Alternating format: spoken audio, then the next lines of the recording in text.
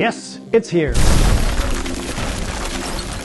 Final Cut Pro 11, and in this series of very in-depth tutorials, I'm going to look at all the big and small new features from the amazing magnetic mask, the transcribe to captions, spatial video editing, and a bunch of great new workflow improvements.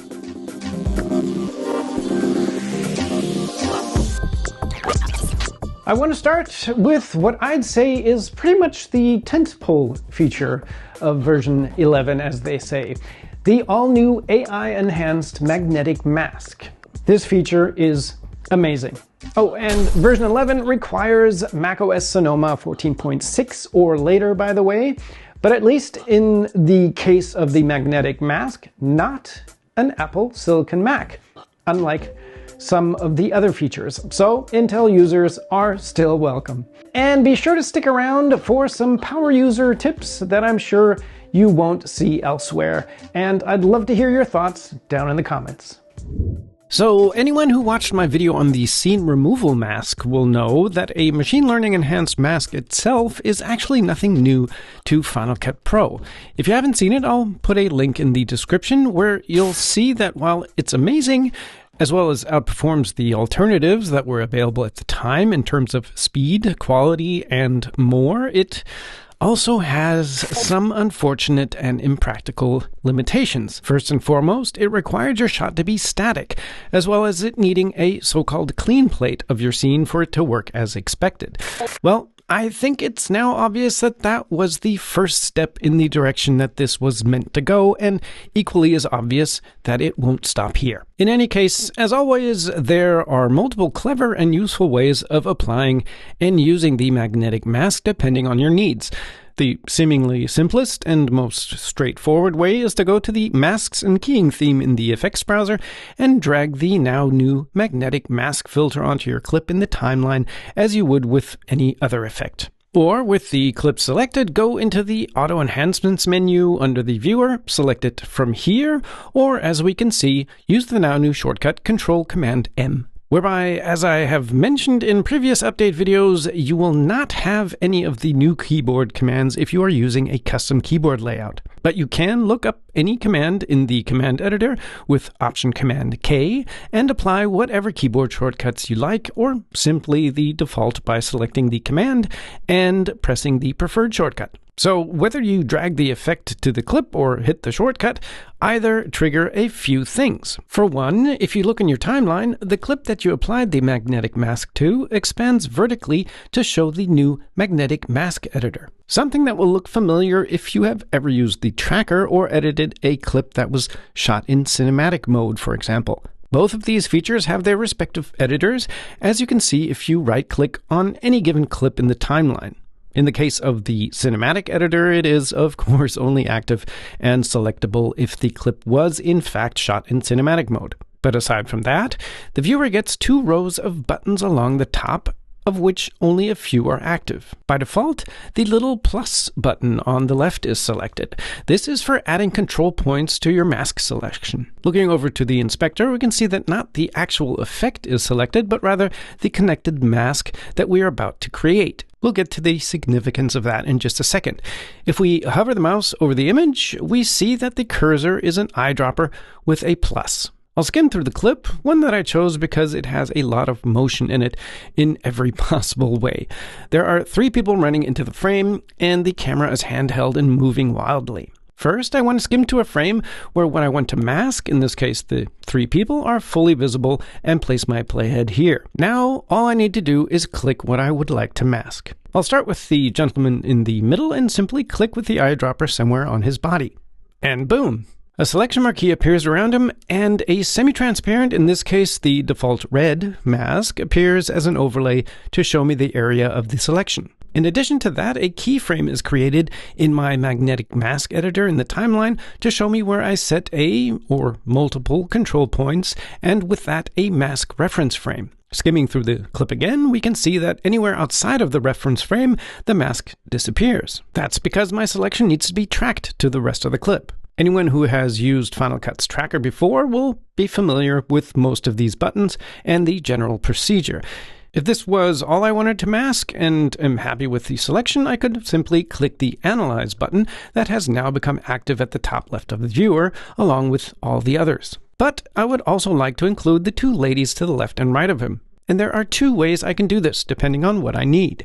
The first option is, of course, simple. I can just add additional control points to both of them to expand the existing mask and click on each with my plus eyedropper. I'll intentionally click somewhere on their legs, for example, to show that if any part of them is not initially included in the selection, I can simply click again with my plus eyedropper in the area that I would like to include. And I can do this as often as I like. Once I'm happy with the selection, I could click the Analyze button. But just to keep the suspense up a little more, I'd actually prefer individual masks for each. So I'll hit Command Z to remove the last control points for the two ladies. And again, there are multiple ways of adding additional masks. I can either go to the magnetic mask filter in the inspector and hover over the title bar, which exposes this button for creating masks. Here, as always, we are given the usual two options of adding both a shape and color mask, but now we have a third option. We can add an additional magnetic mask. At the same time, if we look up at the top right of the viewer, there is also a button here next to the reset button for creating any number of additional masks. In this case, of course, only magnetic masks. I'll click it, and again, several things happen. Looking at my clip in the timeline, we can see that it now says Magnetic Mask 2, and an additional analysis track has been added. In the inspector, we see a second mask that is now selected and is green. Obviously, I can click on either of the color swatches to choose a different color if I need to. Back in the viewer, I once again have the plus eyedropper selected and can now simply click on either of the ladies in the viewer. I'll repeat that and select the other lady. Again, a third analysis track has been added to the editor with a reference frame and a third mask in purple in the inspector. If at any point I want to check the current mask, or in this case masks, I can simply select the magnetic mask filter itself in the list in the inspector, and the masks as well as the now masked background disappear. Notice the detail in the hair. That's pretty amazing in my opinion. Of course, the real proof is the quality of the mask over time. But again, skimming to the left or right of the reference frames shows me that no other frames have been masked, because I need to track my selection throughout the entire clip first. And since I have 3 masks, I have to do that for each mask individually. I simply go into the inspector, where I think I'll even rename each mask to man, woman left, and woman right, respectively. And we can see that selecting an individual mask loads both the selection contour as well as the associated control point or points into the viewer. If I only want to see the mask overlay and control points without the contour, I simply click the button at the top right of the viewer marked with this little selection box. And if I only ever want to see the overlay for the currently selected mask, I simply deactivate the button to the right of it with the layers icon. If I want, I can also adjust the feather for each mask individually. But this is also something I can do at any point later on, and it's even keyframeable. Now I can finally track my masks.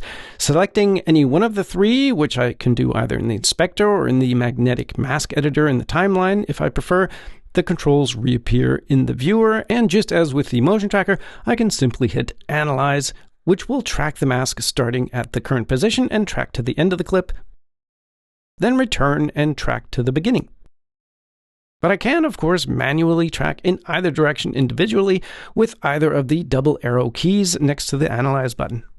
While it tracks, you get a preview with the contour and overlay of what it's tracking. This way, should you see it deviate from the object you're trying to track, you can simply hit the Escape key at any time to correct it if you like. But as we can see, it's doing a pretty amazing job, and at a more than respectable speed. I'm showing you the first track in real time, and this is just an quote-unquote old M1 Max. If you have a newer Apple Silicon machine, especially one with more and or faster neural engines, it will obviously be that much faster. Once all 3 tracks are finished, I can simply select the magnetic mask effect in the inspector and review the clip. I don't know about you, but I'm impressed. Especially since I didn't have to edit a single frame. Even the flying hair was taken into account and has a perfectly feathered mask. I can, of course, go in and shrink or expand the mask with the feather slider for each mask individually if I like, to get rid of the slight outline, for example. But looking at the individual masks, I'm especially impressed with the fact that some of the object occlusions are perfectly taken into account. For example, in the beginning, the shirt of the man covering the woman to his left, or the obscured arm of the woman on the right later in the clip. And they were all tracked all the way out of the frame without issue. Pretty damn cool. Now, as a very simple example, I can simply look for an image, clip, or maybe one of the dynamic backgrounds, and position it under the clip to have them run across a colorful background.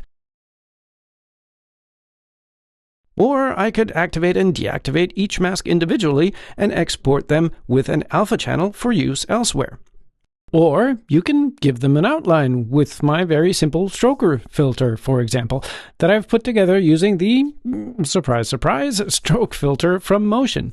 Then simply adjust color, width, offset, etc. to your liking.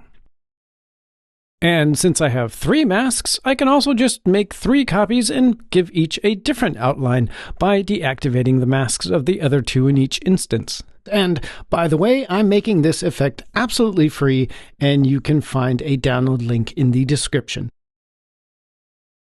Or even insert a title between or behind them for an added effect. So clearly, the masking opens up a lot of new possibilities. But if much more creative and feature-rich outlines are worth a few bucks to you, then I highly recommend getting my friend Brett's Outliner FX plugin, which gives you a bunch of options for applying various stylized and animated outlines. But you also get a bunch of shape presets along with it too, so very well worth it. And while he gave me a free copy to check out, I'm telling you about them on my own accord because I like them so much. I just think he has some really great stuff and a bunch of other really cool plugins. But this one is, of course, particularly useful for this case. You can find a link to his page in the description as well. Okay, but what if I don't want to simply cut them out, but want to use the mask to apply an effect to them? Maybe a blur, a glow, or a color correction? Well, let's look at another example, as well as an alternate and much simpler, more effective way of applying the magnetic mask, as well as examine the last few tools in the toolbar that we haven't used yet. So this is a clip of my favorite, albeit involuntary model, Peanut, as she's walking along and, well, doing her thing, after which she walks off into the sunset. Okay, let's say that I want to add a color correction to turn everything black and white except for her. I could, of course, do what I just showed you and apply the magnetic mask to the clip, cut her out, then duplicate the clip on top of itself and do the color corrections as needed to each clip. But that is, of course, horribly convoluted and inconvenient. Which is why Apple, of course, came up with a way of simplifying the whole procedure. Remember, I showed you the mask menu for the magnetic mask where you could add any of the 3 mask types. Well, I don't know how many people know this, but almost every single effect in Final Cut's library has this exact same option. Ironically, the draw mask, for example, is one of the few exceptions. I guess we now know why. To show you this, I've applied 3 random effects to this other clip. Looking in the inspector and mousing over the title bar of each effect, you can see that the menu for applying masks appears for each one. In other words, you've always been able to limit an effect to a shape or color mask. But clicking on the menu shows us that now the magnetic mask has become the 3rd option. Of course, any given color correction is also an effect, and therefore I can also add one of the 3 masks to isolate a selection of the image to which I want to apply the correction. Okay, so now you're probably thinking, cool, then I'll just apply my color correction or whatever else filter and create a magnetic mask as shown in the previous example and go from there. And sure, you could do that, but there's a much easier and more brilliant option. Anyone who has watched my videos will probably know that until now, if you dragged any given effect directly to your viewer onto a clip, the motion tracker would be invoked, and it would look for objects, faces, etc. to latch onto and apply a shape mask that you could then track. Like this. Well, this behavior is no more, at least not by default. Going back to my video of Peanut, as of version 11, if you drag any given effect, I'll use the color wheels effect, into the viewer, Final Cut now doesn't create a shape mask to track, but rather the new magnetic mask. As I drag my effect across the image, I see the mask overlay as it recognizes potential objects and surfaces to create the mask from. So now, once I release the mouse, the effect is applied and a magnetic mask is created. Just as with the motion tracker, I simply click the Analyze button at the top left, and we see how Final Cut applies the mask to the end of the clip, and then backward to the beginning. By the way, I intentionally panned the camera a couple of times so that she disappeared out of the frame because I wanted to see if that would affect the mask or tracking. Well, once it's finished and I skim through the clip, we'll see that it, in fact, did an amazing job. And the fact that she disappears out of the frame doesn't phase the tracking of the mask one bit either. She's tracked perfectly in and out of the frame. And looking at her tail also shows an amazing amount of detail around the individual hairs. Only toward the end, as she gets smaller and smaller, does the mask lose some of the detail. But I've actually tried other auto-masking apps and plugins, and all of them lost her altogether in the last seconds of this clip.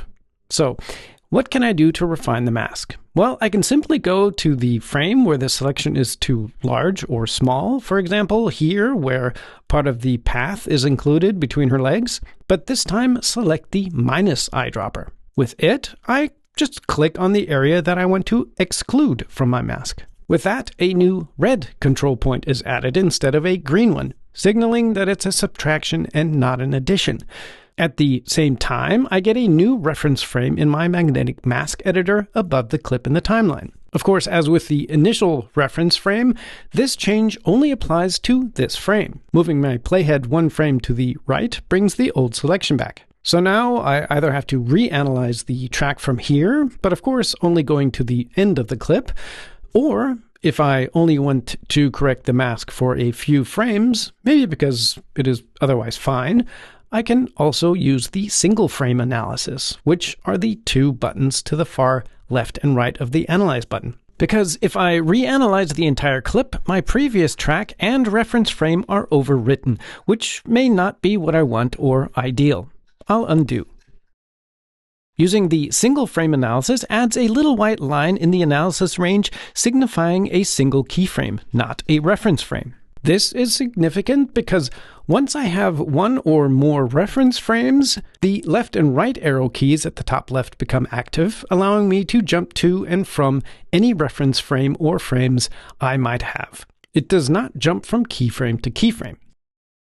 And speaking of the magnetic mask editor, if I float my mouse over the blue bar, which defines the analysis range, I get the range selection tool. With this, I can select any section of the magnetic mask's analysis range, after which the option to delete it appears. Something I might want to do because for some reason I might not want the mask active at that moment, or I simply want to reanalyze a particular section. Once I'm happy with the mask, I can simply return to the inspector, go into the color inspector, and, for example, raise the saturation for Peanut. And by switching over to the outer mask, I can reduce the saturation for everything outside of the mask to make it black and white. Super quick and easy. And finally, there are two additional tools for editing your mask. The brush tools that you'll find underneath the Analyze bar. Here too, you'll have a plus and a minus version that I'm assuming is self-explanatory. So here, I've already applied the magnetic mask to this clip, and I want to mask out this gentleman going in for a body slam for color correction and maybe an effect. For this, I want to show you what I think is a very helpful technique when you have a subject or object that is obscured by other elements or even intersects with them, such as, in this case, the rope and the other wrestler. I'll simply start by adding an initial rough mask to the wrestler by clicking on him with the plus eyedropper. And, by the way, as a little power user tip, You can easily switch between the plus and minus eyedropper by simply pressing the Option key, saving you a lot of mouse mileage by not having to go to the top left of the viewer every time to switch. I'll also leave any excess selections the way they are for now. Once I've defined my reference mask, I can go to the inspector, and since I'm using the magnetic mask by itself and not as part of an effect, click the title bar of the magnetic mask to view the mask that has been created. Or click the View Masks to switch from the regular image to the mask alpha channel. This black and white image represents the alpha channel, in other words, the transparency of the image, where everything that is white is transparent, everything black is opaque, and anything in between is semi-transparent, depending on the shade of gray. Especially those areas are generally much easier to identify in this mode and much harder when turned off. In this case, I can see there are still small areas that are in my selection that I don't actually want, or maybe even some detail that I do want. And while I can use any of the masking tools while viewing the mask like this, I'll skip the eyedroppers and use the mask brushes for a quick fix. Of course, using the plus brush adds black, which removes any transparency. Conversely, using the minus brush adds white, making those areas transparent. Again, just as with the eyedroppers, pressing the Option key inverts the selection to the plus or minus brush, depending on which you are currently using, whereby a white circle signifies the plus brush and a black circle the minus brush. Once either are selected in the viewer, you can also see that a slider appears to the right of the two buttons. With this, you can increase or decrease the size of the brush. But not being able to see the size of the brush as you are sliding back and forth can prove to be inconvenient and inaccurate. But this is where yet another little power user tip comes into play. If you float the circle representing the brush size over your image and then click anywhere while holding the Shift key, an additional red circle appears. And if you drag the mouse up and down, you will see how it resizes. Looking at the slider tells us that this is adjusting the size of the brush. Once you find the size you need, you simply release the mouse and the selected size is applied as the brush. With it, I can then go in and refine my mask as needed. I can go in and remove this section of the rope that has been included in the selection, for example, and manually refine the mask around his feet, and so on. But there's actually a much easier solution, something that can potentially make a cleanup such as this exponentially easier depending on the subject being masked, because maybe I simply didn't select the most ideal frame for my reference frame. So after showing you all that, so you can understand all the tools, I'll actually undo my changes and return to the regular image and my initial contour and mask. At this point, something that is always worth trying is the single frame analysis in either direction after selecting your first possibly imperfect reference frame. Because if I hit the single frame analysis to the left, for example, we can see that Final Cut takes a new guess at what it is I'm trying to mask using AI, and the selection refines itself. The rope is suddenly excluded, and his feet are perfectly masked. And once I've found the selection I prefer using this technique, I just hit the Analyze button to track that selection across the entire clip. And we see that my initial not-so-perfect reference frame is overwritten with my new one. And again, I can skim through the clip and go in with either the eyedroppers or brushes as needed. But this has already worked really well. Of course, how well this works on individual frames or even entire clips depends on various criteria, such as the type of object, amount of movement, resolution, any occlusions, etc. So one can't expect this to work perfectly in every given situation on the first try. Some cases can be more finicky and possibly need more fine-tuning. But I actually want to quickly show you another technique, one that can prove to be much easier and faster for situations like this, where the mask, for example, gets confused about where one guy starts and the other guy ends. An understandable mistake if you ask me. Or maybe there are a few frames where the red rope isn't masked out, or I simply want to make sure it doesn't pop in at some point. You could, of course, simply go through the entire clip, frame by frame, to check this one mask, and use your eyedropper and brush tools to make corrections. That could, of course, prove to be tedious and time-consuming. Well, I'm going to leave it in this first imperfect iteration to take a different approach. We know that we can add as many additional masks as we like. So after identifying any potential problem areas, such as the other wrestler and the rope, I can simply add an additional mask by clicking the New Mask button at the top right of the viewer. I'll do that for the rope, define my reference frame with the eyedroppers, and track it across the clip. Notice, by the way, how it's even auto-detecting the other ropes and masks them as well. Pretty cool. Then I'll repeat the same for the other wrestler with a third mask while paying particular attention to where the two intersect, such as his arm and hand.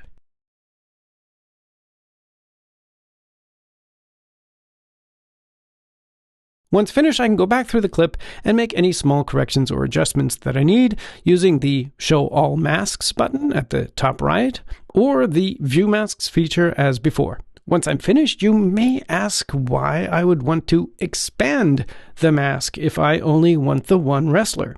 Well, here's the little trick.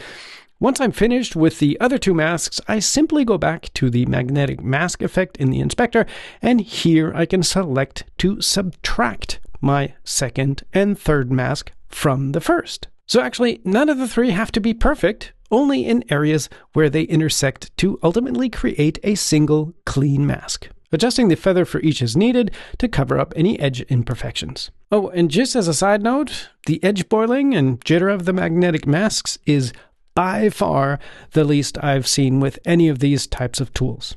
I'm very impressed. Last but not least, a few more little power user tips that I'll bet you won't have seen or heard elsewhere. Remember how I mentioned the fact that up until now, in previous versions, dragging an effect to your viewer would automatically invoke the machine learning enhanced motion tracker, giving you things such as objects and faces to choose from? Well, while this still is the default behavior for things such as titles and images when I drag one to the viewer, you can still also switch back to the tracker instead of the magnetic mask when using an effect by simply dragging it to the viewer while pressing the Command key. For example, in this case, if I wanted to pixelate the license plate and drag the pixelate filter to the viewer, we can see that it doesn't recognize the license plate as an individual object. But if I wanted to pixelate the entire car, this would be the perfect solution. I could, of course, just apply the magnetic mask and then simply erase anything I didn't want to be pixelated, but that would be way too much work in this case in comparison. Because if I simply press the Command key, it switches to the regular tracker and recognizes the license plate as a trackable object. I can apply it, adjust the mask, tracker, and effect as needed, hit Analyze, and be done in just a few seconds. Very cool.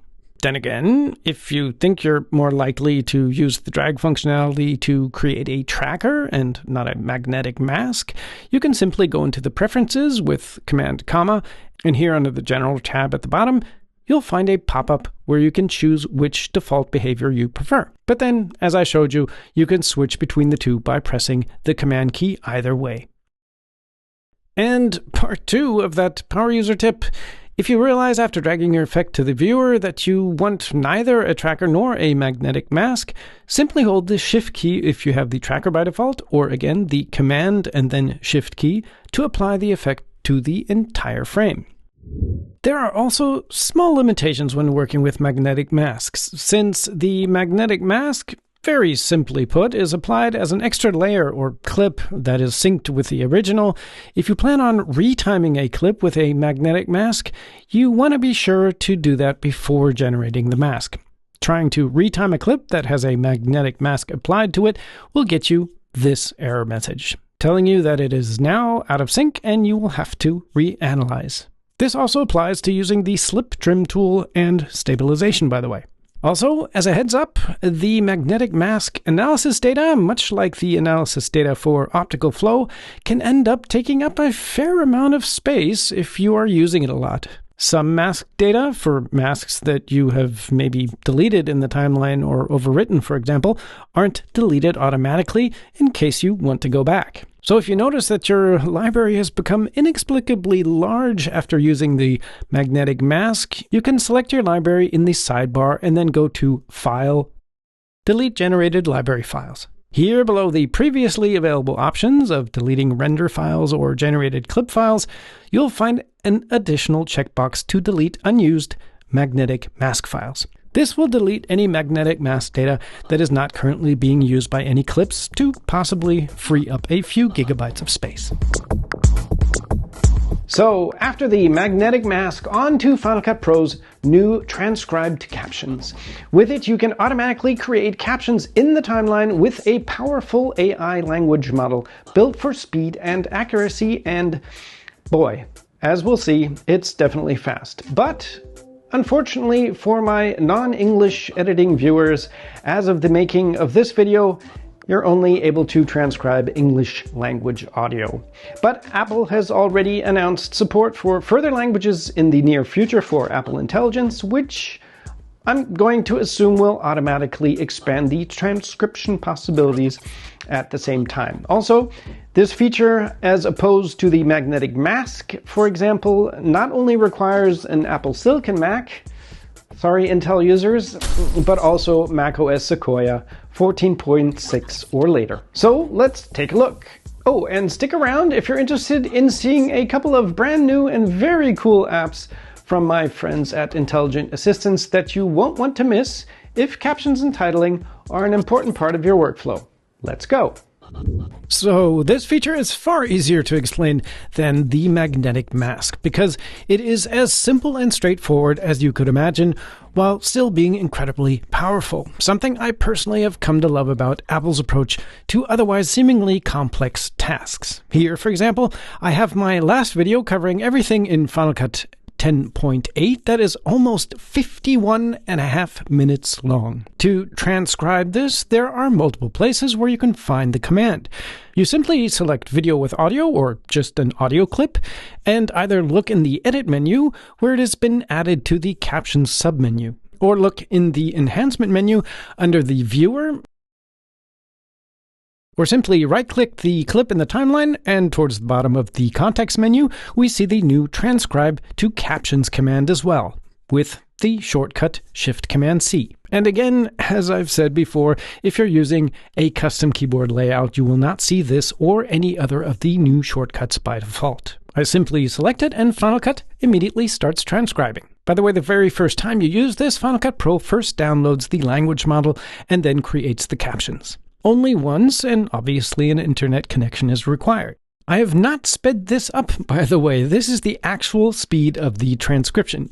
In other words, Final Cut transcribes this 51.5-minute clip that has nearly continuous speaking in it in barely over 30 seconds, whereby the majority of that time is spent creating the captions, since the transcription is literally already done by the time the progress bar gets to the end. So technically, it only took about 10 to 15 seconds, but I'll stick with the roughly 31 seconds since I can't say for sure. Pretty amazing, and of course, all this happens on device, so there is no uploading of your clip or audio to the cloud or anywhere else. Once finished, I can skim through the clip to admire my new captions, which by default are in the ITT format.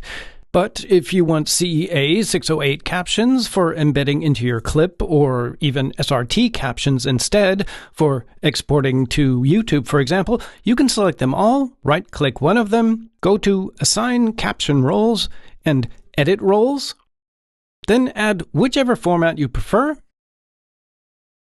click Apply, and now you can right-click your captions again and assign them to your preferred format. Or, with them still selected, right-click, go to Duplicate to New Format, and select the format from here without having to manually add the role first. I'll undo. So, when I first tried this, I was wondering if this really is as incredibly fast as it appears to be. So I thought I'd compare it to the other apps that I have that do transcriptions. And it would appear that my feeling was right on the money. I tested Captionator, Premiere Pro, Resolve, and Aiko, the free transcription app on the App Store, with their default settings and with the exact same clip for comparison. And lo and behold, they were all noticeably slower, some even considerably slower. Captionator took over twice as long, Premiere took over 3 times as long, Resolve nearly 7 times as long, and Aiko was by far the slowest at nearly 14 times the amount of time needed. So, yes, I think it's safe to say that Final Cut is incredibly fast. As far as comparing the accuracy is concerned, I can't really say that much since I wasn't really willing to look through 5 51-minute transcriptions to compare them. All I can say from skimming through all of them is that none of them were flawless. All had their issues with recognizing certain words or phrases, and things such as punctuation also varied. So in the end, no matter what you use, you will always want to look through the transcription and make any corrections as needed. But even then, it will be exponentially faster than having to do it yourself. By the way, background noise, music, or overlapping dialogue may affect the accuracy and timing of auto-generated captions. To optimize the quality of the captions, try to enhance the spoken audio using voice isolation first. Whereby, admittedly, after applying it to this particular clip and invoking the transcription once again, I noticed a significant slowdown. But even then, it was still very fast, just not as fast. So you might want to only apply it where it's really necessary to maximize the transcription speed. Looking at the project with the raw edit of the same clip, I can just as well select either individual clips, be it a video or just audio, or an entire roll of audio, and right-click to transcribe just the selection. I'll speed this one up because it in fact takes longer with individual files, even though it's the same audio, since it has a much larger overhead to deal with. But you have to keep in mind that if you have overlapping audio like this that you transcribe, then you're likely to get errors, or rather overlaps, in the captions as well, seen here in red. But this is also caused by the fact that I simply selected way too much, such as some audio with German in it, which it, of course, unsuccessfully tries to transcribe, and Final Cut, funny enough, even tried transcribing some of the effects audio. So again, you'll want to keep your selection to the bare minimum to avoid unnecessary cleanup. Because in this case, Final Cut will transcribe literally every single clip individually, regardless whether it's the only one at that point or not. But this is an easy fix because you can edit them as any other clip by simply moving the in or out point of the affected caption as needed. So I personally would recommend transcribing the final master, or even a compound clip instead. By the way, as a very clever extra, if I right-click any of these clips that have the dialogue role assigned, even though they have spoken audio, I'm not offered the option to transcribe to captions. That is because they are all muted. In other words, Final Cut is smart enough to ignore any audio that isn't actually audible, which in this case would result in an amazing mess in the transcription if I were to just select everything and transcribe it. Again, simple but powerful. But I have an entire video on the subject of captions, SRT, etc. if you want to learn even more about creating, managing, and exporting captions that I highly recommend you check out as well. As always, link in the description. Okay, so which app was I referring to in the beginning that can make transcribing clips in Final Cut Pro that much more powerful? Well, since I know that a lot of people would like the ability to convert their existing captions into regular titles, mainly because the design options for captions are very limited, which, by the way, is not a limitation of Final Cut, but of the individual caption formats and standards, to which Final Cut obviously stringently adheres to. And since such a conversion isn't possible by default in Final Cut, yet I thought I'd ask my friends Greg and Philip at Intelligent Assistance if they could come up with a solution. And amazingly, in the shortest of time, they have. Introducing Caption Animator, a very clever workflow extension for converting your captions to regular titles. But not by having to go through some tedious export, import song and dance, or by using some default or predefined titles that you then have to edit after the fact, but via simple drag and drop and using any title that you like as a template. Simply open a project with existing captions, such as this one, where you will, of course, want to have already checked spelling and punctuation. Now you add any title into the timeline that you'd like to use as your template for the captions. Adjust its appearance to your liking. And once you have Caption Animator installed, you simply go to your workflow extension menu at the top left and select it from here. A window opens explaining exactly what it is you need to do, and as you can see, you can even create and use multiple titles in your project as templates. If you do, then Caption Animator will use them in turn to create the titles. Very clever. When ready, you simply drag the project with your captions to the Caption Animator window, select the title or titles from the list that you would like to use as a template, and if you have multiple caption sets or roles, for example, different languages, then you can select whichever you would like to convert from the menu at the bottom left, and then you just click Go. After just a few moments, you're asked which library you would like to add the new project to. Select the one you want and click Choose. With that, Caption Animator generates a new event in the chosen library with a singular project that has the original name with a +titles suffix. Opening this shows me that it contains the original edit captions that I can turn off in the index window in the roles panel if I want, as well as the same captions as connected titles, where connected titles are perfectly fine in this case, but not necessarily always the most ideal. Which leads me to some additional options in Caption Animator that I think I can actually claim responsibility for after having worked with the genius minds at Intelligent Assistance on this. Because at the bottom right of the window, you'll find a pop-up where you can choose to create the titles as connected titles, as we just saw, or if I switch back to my raw edit, where I already have a number of other titles, I can, for organizational and visual purposes, have Caption Animator create a secondary storyline for the titles to live in. I'll select Secondary Storyline, drag my project to the window once again, and I'm asked which of this long list of titles I would like to use as my template. Fortunately, it's the first one, so I select it and hit Go to generate the new event and project as before. Opening this, we now see that all the titles that were generated from the captions are neatly contained within a secondary storyline. With that, I can more easily manage them by dragging them around, disabling them, etc. with just a few clicks.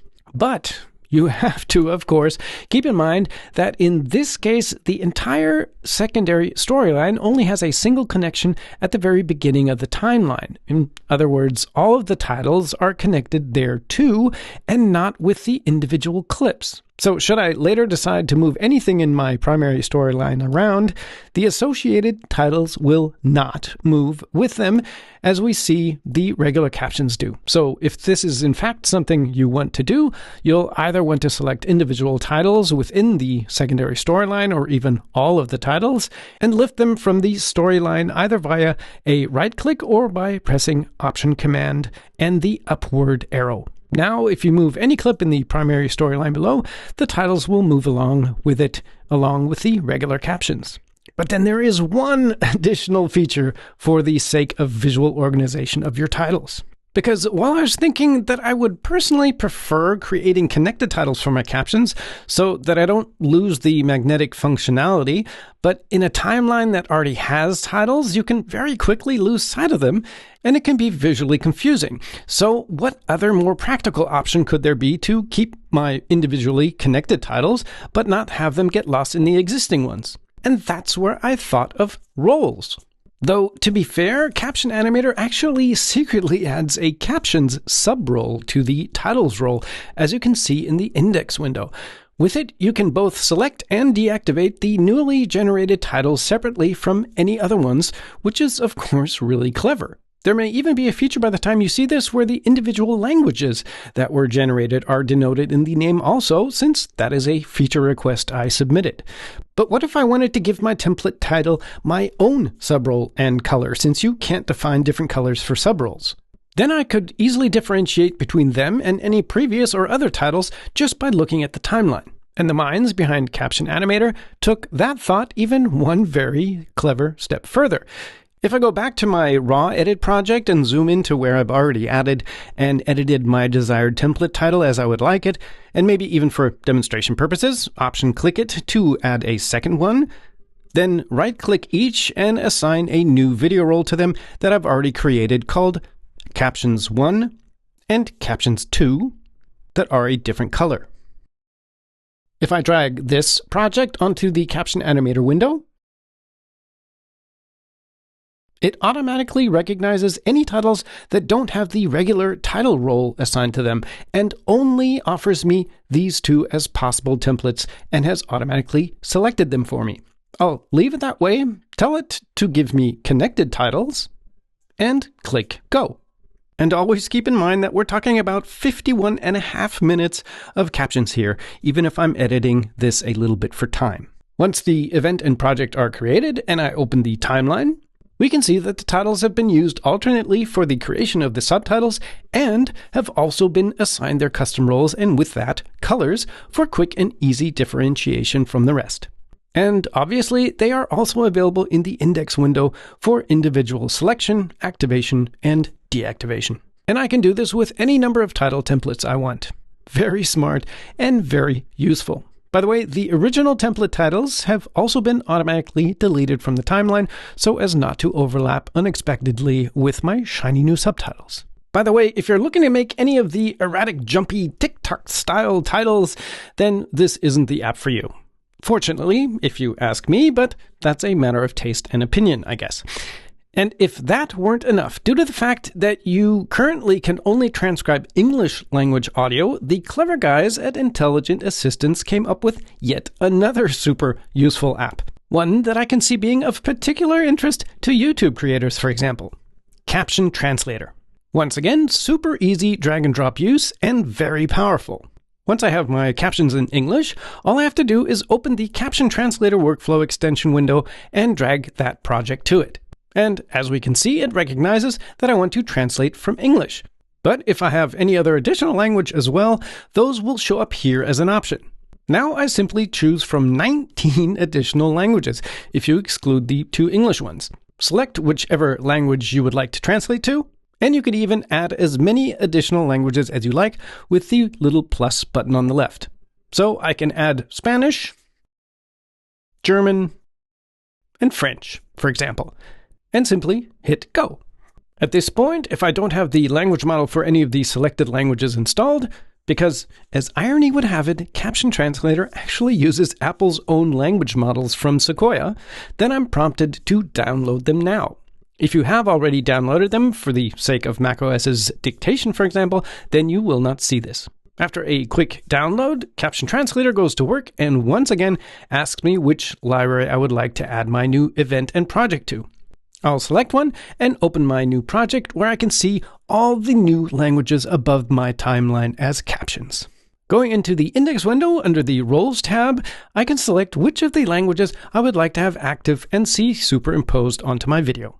And let me tell you, as a multilingual person myself, the quality of the translated captions is the best that I have seen. Miles above anything that I've tried in the past, such as running an SRT through Google Translate or any other translation app for that matter. Something that has proven to be truly and utterly useless. Again, while these two are certainly not perfect, they are definitely an extremely usable starting point to go from and save me an inordinate amount of time and potentially even money. So, without question, worth every single cent. Now, I could even go back to Caption Animator after adding a title template and have any one of my new languages added as regular titles as well. So cool and so easy. So, up next, Spatial Video. Another feature that requires Apple Silicon and macOS Sonoma 14.6 or higher. Sorry, Intel users. Final Cut Pro 11 now lets you import, edit, and export stereoscopic 3D video natively for viewing on Apple Vision Pro. So, let's jump right in.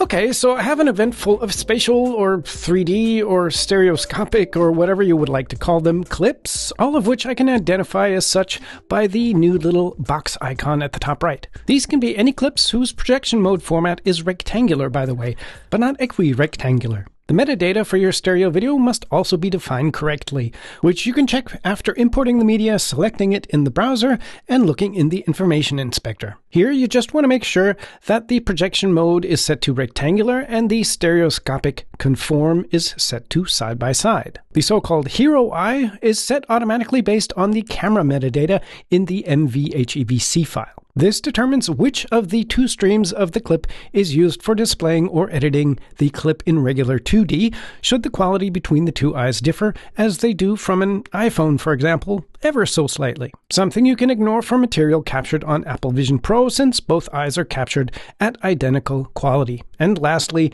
the codec should be MVHEVC. Now, to edit them natively, there are once again multiple ways of setting this up. I can either just right-click one or more of them and select New Project. With that, I automatically get the usual project settings window that is already set up according to my clip. That is, with the video format set to the now new spatial/stereo 3D, 1920 by 1080, and 30 frames per second. Currently, the only resolution and frame rate that at least an iPhone can record spatial video in. Had I right-clicked a spatial video from a Vision Pro, the resolution would be 2200 by 2200, whereby notice that it says resolution per eye, to which I'll get to in a second. Other than that, there is an additional menu where I can choose which of the two perspectives of all my clips is to be considered the so-called hero eye, be it the left or right. Again, this is the eye that is shown when viewing the exported clip on a 2D device. Then there are the usual settings as for any project. Notice that I'm not given the option to use automatic settings. If I cancel out of this, we can look at the other way of setting up my project, namely by simply hitting Command-N to create a new project, with which I get the same window, only in this case with the option to use either custom or automatic settings. Leaving it this way and adding one of the spatial videos to the project would give me the same settings as before. Of course, clicking on the Use Custom Settings button expands the window to expose the project settings as we just saw. Only in this case, the video format is set to whatever I used last, which I can of course change to the spatial 3D format. And if I wanted to change the resolution or the frame rate up or down for some reason, I could do that here. I'll just give it a name, use the automatic settings, and click OK. Now I can just start making my selections of my spatial videos as with any other monoscopic clip. I can append any one of them to the timeline by pressing E.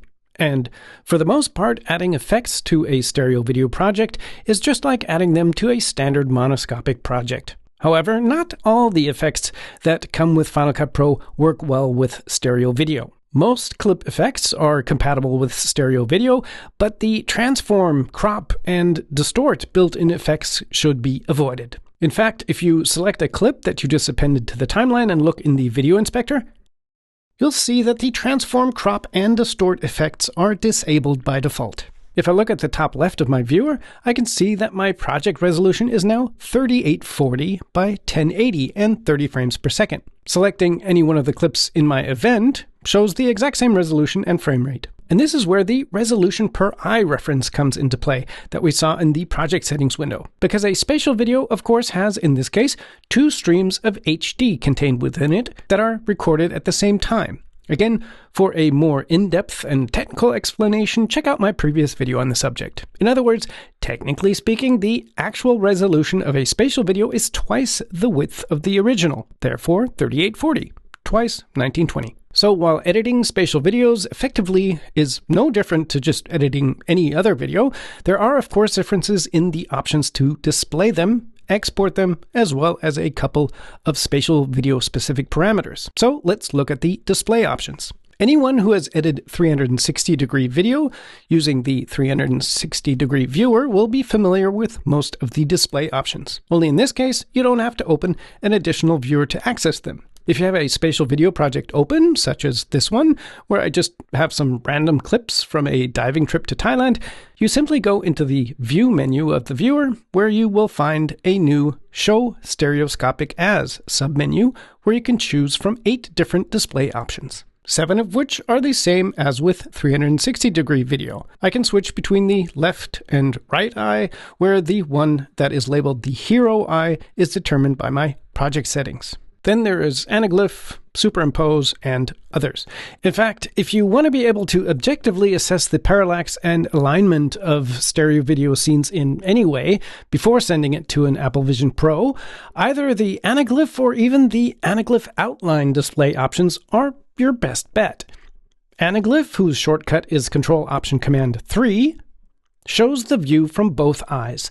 The red channel for the left eye and the blue and green channels together, in other words cyan, for the right eye, are composited together. Probably best for comparing parallax and alignment with Anaglyph glasses. Anaglyph outline, on the other hand, with the shortcut Control-Option-Command-5, shows edges in the image and lets you set the parallax using the convergence control, where the edges with red on the left side indicate positive parallax, so further away, and edges with red on the right indicate negative parallax, so closer than the conversion point. This is the most precise view for assessing parallax in a scene. Either are better than nothing, since there unfortunately is not yet a way of live monitoring your edit on a Vision Pro, which you might not even have anyway. Simply get a pair of Anaglyphic 3D glasses, which are as little as $1 a piece on Amazon, and set it to Anaglyph. The one new display option is both eyes. Selecting this or hitting the keyboard shortcut Control-Option-Command-Grave accent, which on a US keyboard is the key just below the escape key, displays the left and right eyes next to each other. Obviously the left eye on the left and the right eye on the right. But then if you have any spatial video clips selected in the timeline and look into the video inspector, you'll see that we've gotten a new stereoscopic parameter section. Here, if needed, you can swap the two eyes if you intentionally or unintentionally filmed upside down, for example, or if you want to switch the hero eye for displaying in 2D, because one might have better quality than the other for some reason. Above that, we have a convergence slider, also known as parallax, which is the apparent shift in the position of an object in a scene when viewed from two different positions. Parallax can be positive or negative, depending on the perceived depth of an object relative to the so-called screen plane. Objects that appear in front of the screen plane or closer to have a higher negative parallax, and vice versa. As another example, if you add a monoscopic video clip to a stereo video project, you might use the convergence control to add positive parallax so that the clip appears to be behind the screen plane. With the auto scale function below selected, both sides will scale up automatically to avoid any gaps on either side of the frame. Conversely, turning this off simply moves the image without scaling, as I'm sure you guessed. Which begs the question, why would you want to deselect this? Well, if I hit Ctrl-T to add the default title and look in the inspector, we can see that within a spatial video project, any and all media, such as titles, also have these stereoscopic options. So with the title active, if I change its convergence in any way, we can see that it also scales, since by default the auto scale is active. Probably something you won't want to do in most cases with a title, but also if you plan to output a generic stereo video rather than a spatial video. So turning it off can be very helpful, but also keep in mind that if you're using a title that has any type of background effect, say for example if I add the text title from the basic text category to my timeline, which if you've seen my previous video on the subject, have various optional effects that you can have applied to the background, such as a background blur or dimming. If you change the convergence for a title such as this, you'll see that the underlying video is affected at the same time. So unless this is actually what you want, you'll want to edit the title to your liking and then make a compound clip of it to avoid it affecting the background. So if you, for example, wanted to move a title or any other object forward or backward over a period of time, you could simply keyframe the convergence. Since this is not yet something that a title can do by itself, that is, move in Z-space. So even adding a title such as the Tumble 3D title would not actually appear to move in Z-space on a Vision Pro, for example. Just something to keep in mind, at least for now. Okay, so now that I have my amazing edit finished, how do I export it to enjoy on my Vision Pro or whatever stereo video compatible device? Well, if I look into the File and Share submenu, Or in the Share menu above the inspector, you'll see that Apple has added a new destination, one for Apple Vision Pro and MV-HEVC, even with a nice little Vision Pro icon in front of it. Again, if you're interested in the technical details of this format, check out my video on the subject. It's actually quite fascinating in my opinion. But in any case, if I select this new destination, as usual, the export window opens. Clicking on the Settings tab shows us all the options for export. Of course, the format is Apple devices, and below that I can select between using the 8-bit or even 10-bit version of the MV-HEVC codec, which is recommended especially if you applied any color correction graphics or titles or edited in HDR. Switching to anything else, of course, removes any of the spatial video relevant options.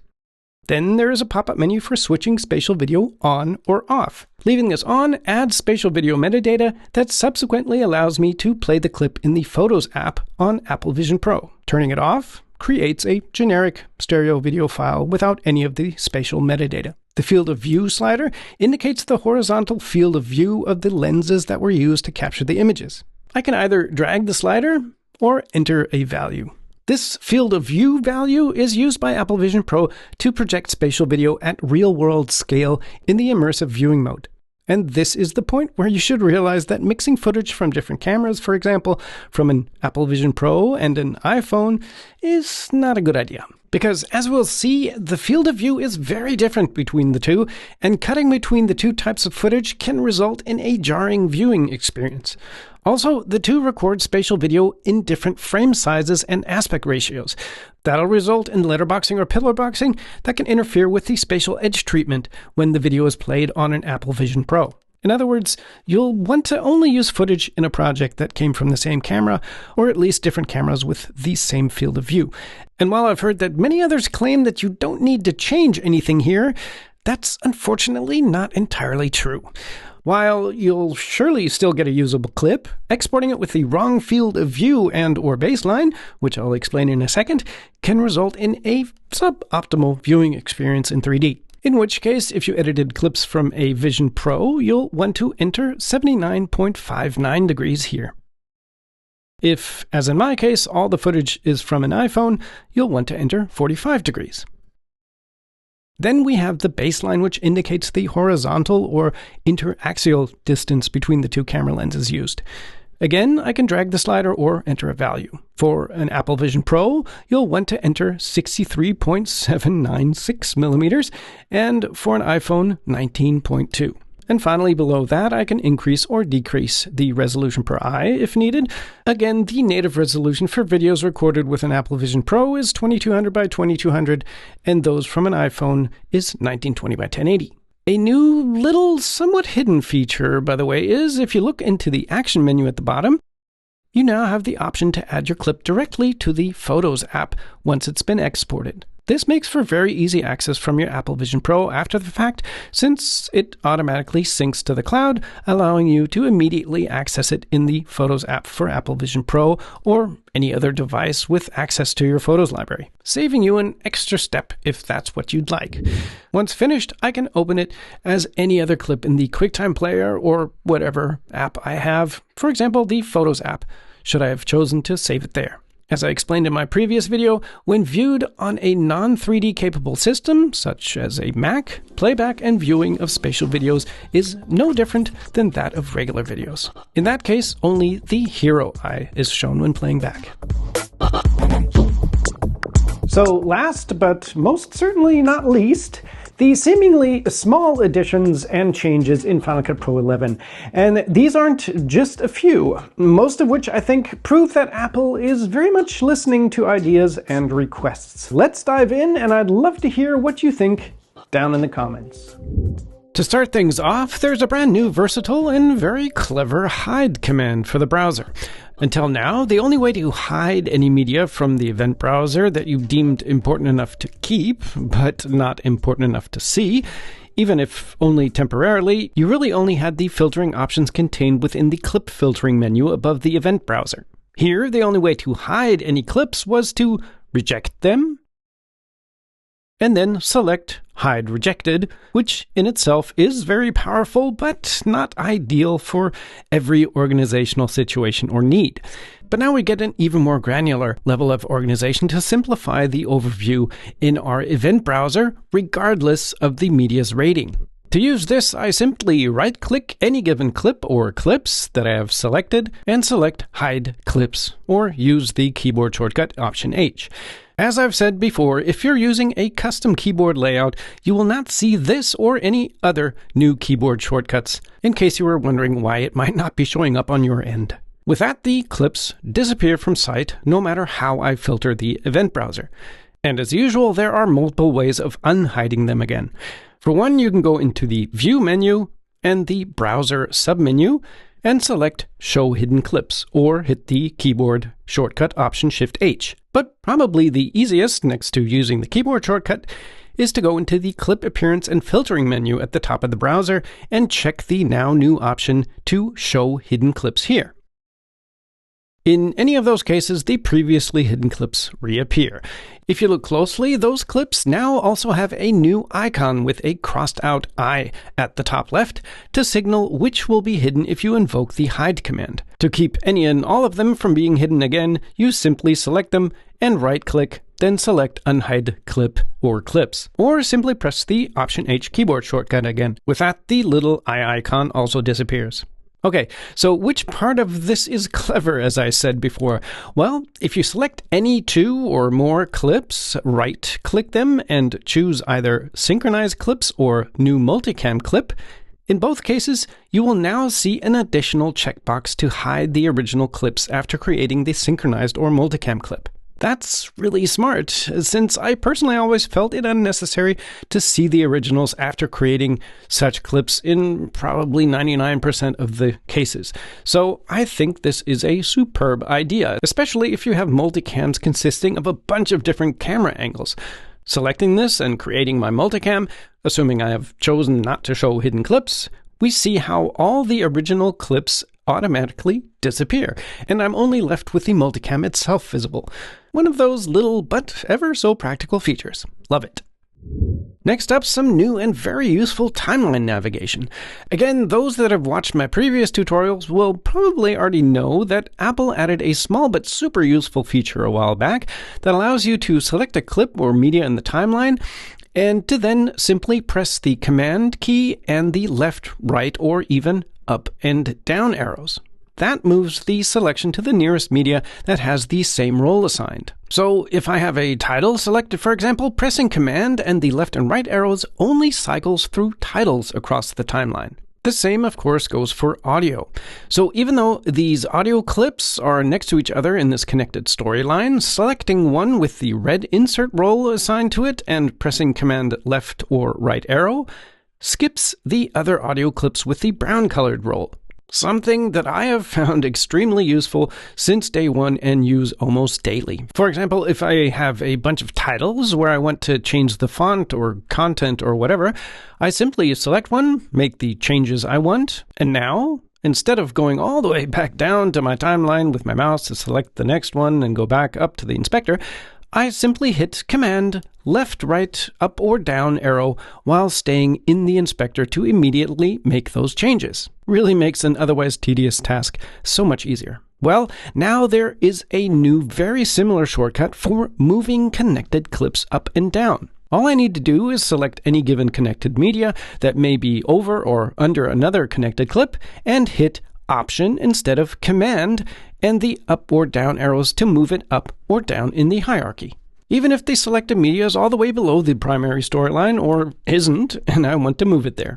This is especially useful since sometimes dragging media between connected clips can be a bit finicky. I can even do this with multiple selected objects at the same time, even if they are in entirely different parts of the timeline. So now I can combine both shortcuts, the Command and arrow keys to select an item in the timeline, and then Option and the up and down arrows to move it up and down, all without once touching my mouse. Really great. Yet another shortcut that I know I use not only once but many times every day, Shift-Z. If you actually don't know about this shortcut, then I pity you. It works in all areas of the interface. Pressing it in the browser adjust the time representation setting for all the media's film strips to all. In other words, reduces even the longest clip to a single thumbnail. Pressing it in the viewer after I've zoomed the clip in or out with Command plus or minus fits it back into the window. And of course, using it in the timeline fits the entire content of the timeline into the window as well. But unfortunately, until now, only horizontally, which in itself is super helpful, but sometimes if you have very complex timelines with stacks of clips or titles on top of each other, you still had to either scroll up and down to actually see the entire content or adjust the clip height manually in the timeline's clip appearance menu. Well, now, if you're in the timeline and you hit Option-Shift-Z, Final Cut does a vertical zoom, or rather adjusts the clip heights setting so that the content of the timeline fits into the window vertically as well. I totally love this. This goes both ways, by the way. In other words, if you have a timeline with very little in it, hitting Option-Shift-Z automatically adjusts the clip height to the biggest possible size to fit everything into the timeline window. There are a couple of really cool and useful new effects, too. If you look in the effects browser, you'll find a new reframe category. Here you'll find two new effects, both of which are very cleverly made. Starting with the callout effect, this is a seemingly simple but very flexible new effect. You just apply it to the clip where you want to highlight something, and move the playhead somewhere to the middle of the clip so you can see the result. Now you can use the on-screen control with the circle around it to define the starting point and the amount of scale. Simply clicking and moving the box itself around defines where the selected section will animate to. And of course, adjusting the selection box defines the size and shape of the image crop. And as a little power user tip, holding the Option key while dragging any of the corners of the selection box scales it from the center, so you don't have to reposition it every time after adjusting the size. Holding down the Shift key, on the other hand, locks the current aspect ratio of the selection as you scale. And, of course, holding both Option and Shift at the same time does both at the same time. Once finished, you can play it back, and you'll see that the build-in animation happens within the first second of the clip, and the build-out within the last second, with the callout itself lasting for the duration of the clip in between. I won't go into all the other settings in the inspector since I think they're fairly self-explanatory, and would recommend just playing around with it for a bit. It's very cool. Then there is the new picture-in-picture effect, which you set up and control pretty much identically to the callout effect, only that you apply it to a second clip above your main clip, since obviously you need another picture for your picture, as the name suggests. Again, you simply apply this to, in this case, a clip on top of another, and use the same on-screen controls to adjust size and position, as well as any cropping you might want. The biggest difference to the callout effect being that you also have a long list of animation styles to choose from, all of which, as with the callout effect, animate within the first and last second of the clip it's applied to. You can have the entire screen simply scale down to the chosen position, scale and crop, or have it move in from various sides of the frame. Again, I would suggest us playing around with it for a bit.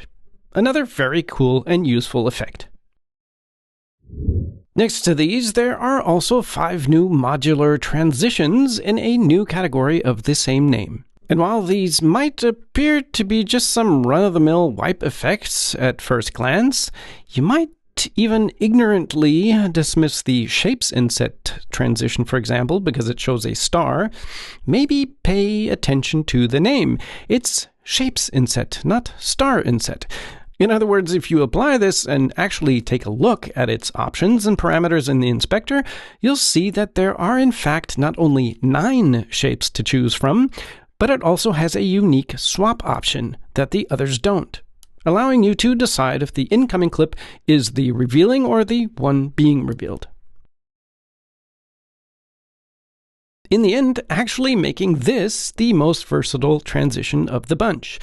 And taking a closer look at them, you can see that some have pretty much the exact same on-screen controls as the reframe effects, as well as a bunch of animations and other parameters to choose from, allowing you to create really interesting visual reveals.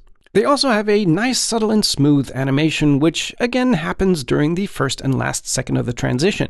So if you'd like the effect, such as the side-by-side split, for example, to linger for any period of time, you simply extend the transition.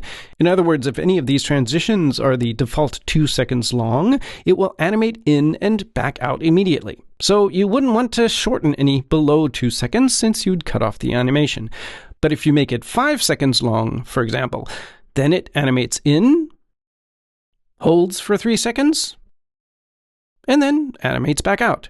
And if you disable the build in and build out animations, then you can even use these for a very quick and easy way of doing a hard cut in and out of a split screen. Again, I recommend just playing around with them a bunch to see all the possibilities. Then there is the small but extremely useful change in the list view of the event browser. For anyone who has needed to go in and either add or change text in the notes field, for example, or change any editable metadata, will probably have become somewhat frustrated, because until now there was no way of quickly and easily moving from one metadata field to the other.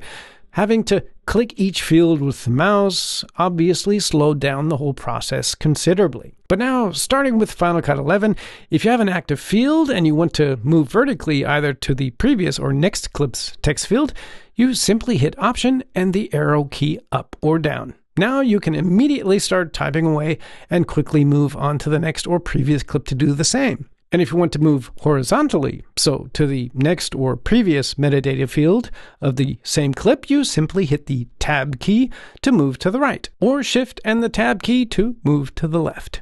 One of those little improvements that shows that Apple is listening, especially to pro users. There are also a slew of additional very useful and requested commands that can be assigned a keyboard shortcut.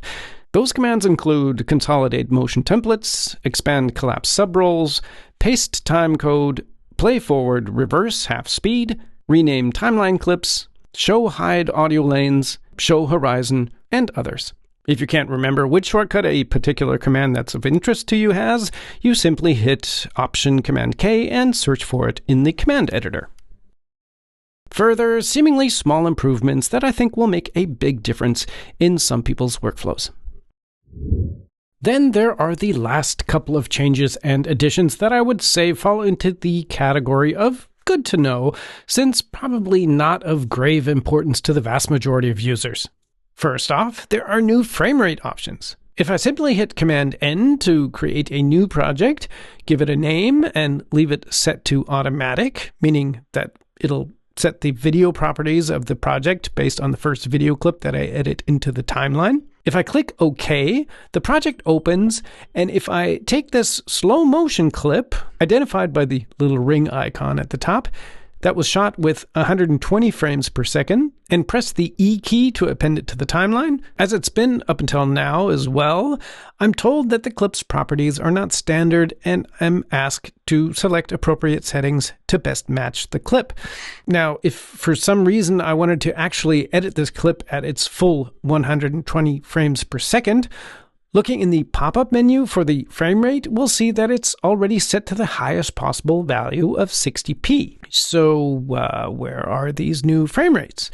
Well, if I go into the video format menu and select custom settings at the very bottom, and this of course goes for creating a new project using the custom settings as well, we can see the frame rate automatically jumps to 120p. Clicking on the frame rate menu now shows us that we have been given 3 additional frame rates to choose from: a 90, 100, and the 120 frame per second option. Not something that I have personally ever missed in the past, since this of course negates any possibility of doing a nice slow-mo with high-speed clips, for example, but I'd say that these options are of particular use for editing spatial video, since higher frame rates obviously will mean better parity with the refresh rates of a Vision Pro, for example, in turn reducing eye strain, especially with titles or graphics that you add, since those will render at the full frame rate. As an example, in this 120 frames per second timeline, if I add this 30 frame per second spatial video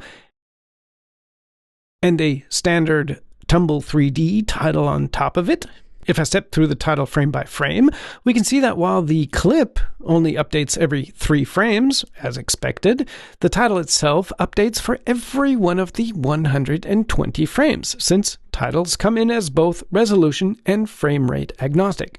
So that is a use case that I would see being very useful, assuming the ability to play video at 90, 100, or 120 frames per second. Or is this maybe something that you have always wanted or needed for a use case that I can't think of? Then let me know down in the comments. I'm always interested in discovering unique workflows and editing needs. I also just want to mention that Final Cut 11 adds support for third-party video decoders and format readers with a new media extension framework in macOS Sequoia. With it, third parties, whoever that may be, can easily add codec support for their proprietary formats. Unfortunately, I don't have a practical example to show you since as of the making of this video, no one has released anything. But I'd say there really aren't any excuses left for any third party that you can think of to not add any needed and missing support to Final Cut. We'll see. Which feature or workflow improvement is your personal favorite? I'd love to hear from you down in the comments. And if you haven't seen the other chapters, you can check out the previous one here, or even the entire playlist down here, where you can choose what's of the most interest to you. Either way, thanks for watching, and I look forward to seeing you in the next one. Take care.